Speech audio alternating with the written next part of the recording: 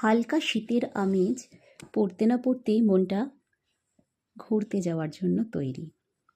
একদিনের প্ল্যান করে আমরা ৩ সুন্দরী বেরিয়ে পড়লাম। আপাতত ট্রেন ধরতে স্টেশন।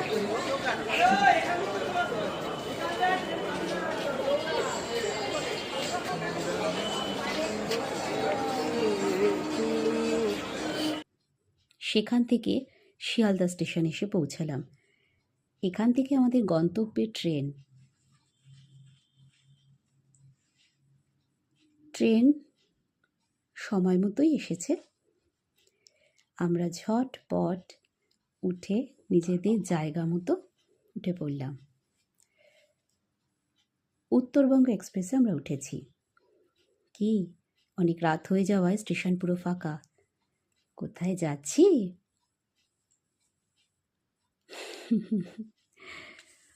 বুঝতে পারলে আমাদের গন্তব্য কোথায়? হ্যাঁ, শান্তিনিকেতন। অনেক রাত হয়ে গেছে, তাই আর দেরি না করে সোজা টোটো ধরে আমাদের guest house, Dheeraj guest house. আগেই ঘর আমাদের বুক করা হয়েছিল, তাই রাতও অনেক হয়েছে। সোজা আমরা আমাদের রুমে চলে গেলাম। এই আমাদের রুম। যেহেতু হাতে সময় খুব কম, তাই পরদিন অনেক সকাল থেকেই আমাদের বেরোতে হবে ভ্রমণে, তাই তাড়াতাড়ি খাওয়া দাওয়া সেরে শুয়ে পড়লাম।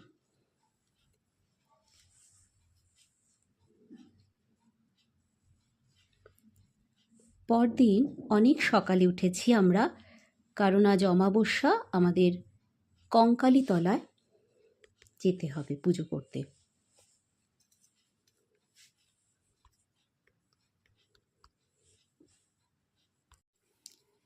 আজকে অমাবস্যা বলে অনেক ভিড় হওয়ার সম্ভাবনা আছে, তাই আমরা তাড়াতাড়ি সবার আগে এখানে পৌঁছে গেছি।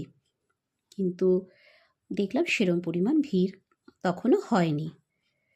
মন্দিরের ওপরে চারিদিকে মায়ের সমস্ত পীঠের ছবিগুলি দেওয়া আছে। এখানে কঙ্কালীতলায় মায়ের কোটিদেশ পড়েছিল।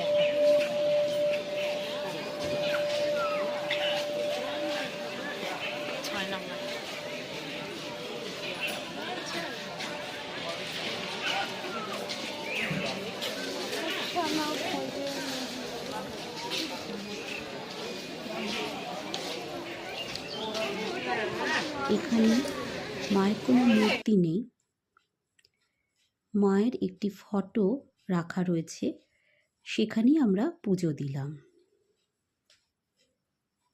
পাশেই রয়েছে কুণ্ড। শোনা যায় কুণ্ডতেই নাকি মায়ের কোটিদেশ পড়েছিল। এই মন্দিরের পাশেই রয়েছে ভৈরব মন্দির, আমরা সেখানেও পুজো দিলাম। যেহেতু আমরা অনেক সকালে বেরিয়েছি, আমাদের কারোরই কোনো প্রাতরাশ করা হয়নি, মানে ব্রেকফাস্ট করা হয়নি। এই জন্য পথে যেতে যেতেই আমরা দেখতে পেলাম ১৬ আনা বাঙালি নামে একটি হোটেল। এত সুন্দর পরিবেশ, সেখানে দাঁড়িয়েই পড়লাম আমরা। ভেতরে ঢুকে তো চারিদিকে দেখলাম বাঁশের চেয়ার টেবিল, আর খাবার দাবার তো অসাধারণ। এরপরেই আমাদের গন্তব্য মিউজিয়াম, যেখানে রবীন্দ্রনাথ ঠাকুরের ব্যবহার্য সমস্ত জিনিসপত্র রাখা আছে। পথে যাওয়ার পথে আমরা দেখতে পেলাম উপাসনা গৃহ।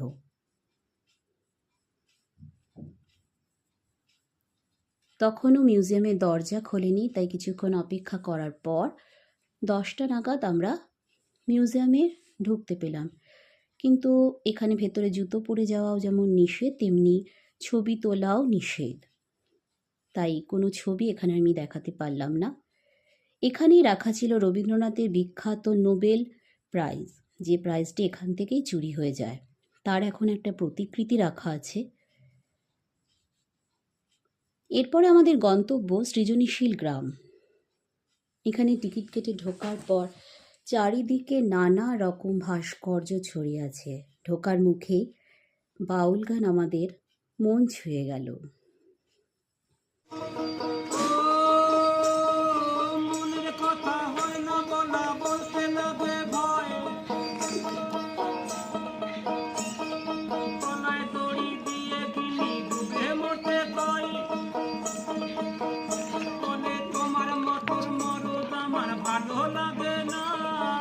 এখান থেকে তো সরতে মনই চাইছিল না, কিন্তু দূরে কোথাও একটা আওয়াজ আসছিল।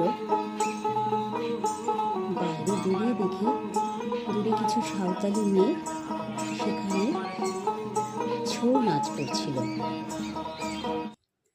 এবং ট্যুরিস্টরা অনেকেই তাদের সাথে যোগ দিয়েছিল। এরপর আমরা এখানে পরপর অনেকগুলি ঘর ছিল, পুতুল ঘর, এছাড়াও আরও অনেকগুলি ঘর ছিল, যে ঘরগুলির মধ্যে নানা রকম পটচিত্র, নানান ভাস্কর্য, মূর্তি, এমনকি টেরাকোটার নানান মূর্তিও এখানে রয়েছে। নানান রকম বাদ্যযন্ত্র, এগুলি দিয়েও ঘরগুলি সাজানো।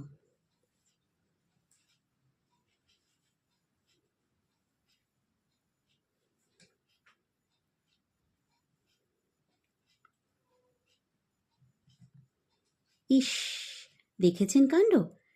আমার দুষ্টু ছোট মেয়েটা কি কাণ্ডই না করে।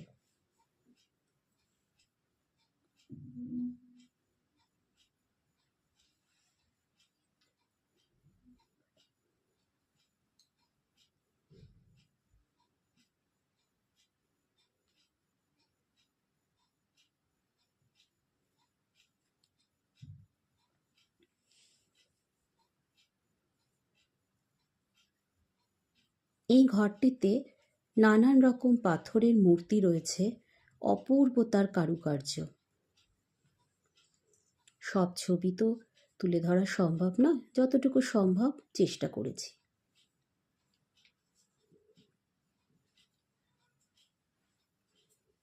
এবার আমরা রাজবাড়ি এসে পৌঁছালাম। এখানে রাজ পরিবারের কেউই আর থাকে না, শোনা যায় সকলেই প্রবাসী। লোকাল কমিটি দর্শনার্থীদের কাছ থেকে যেটুকু পয়সা পান তাই দিয়ে এর মেনটেনেন্স করে চলেছে।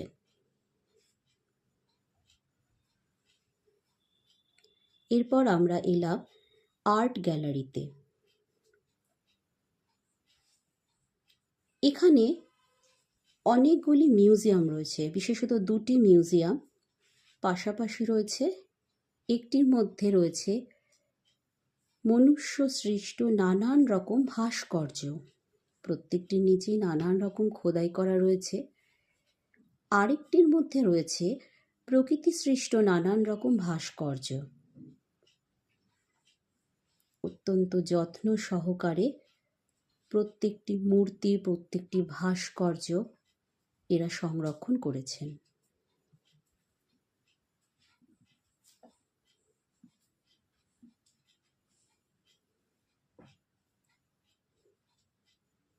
এরপর চেনা যাচ্ছে, হ্যাঁ, সেই বিখ্যাত সোনাঝুরির হাট। এত বড় হাট তো দেখানো সম্ভব নয়।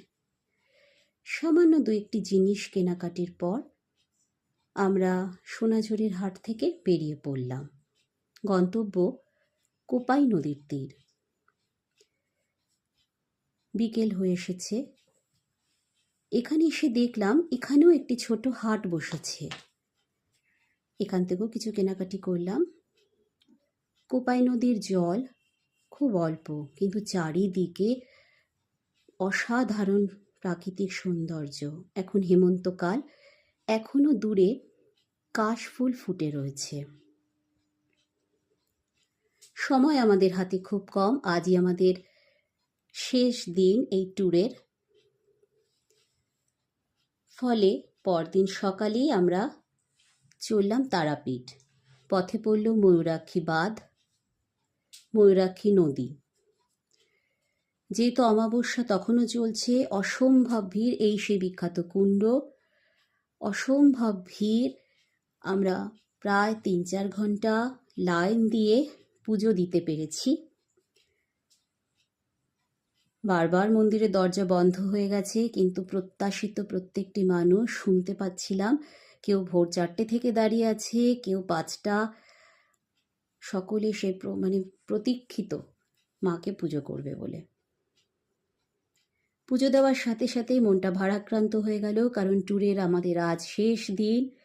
খুব তাড়াতাড়ি আমাদের ফিরতে হবে, তাই সাথে সাথে সময় নষ্ট না করে বেরিয়ে পড়লাম, কারণ দুপুরবেলায় আমাদের ট্রেন, ফেরার ট্রেন।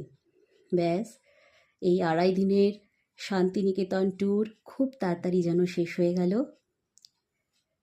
আবার আমরা পরবর্তী কোনো ব্লগ নিয়ে আসবো। টাটা।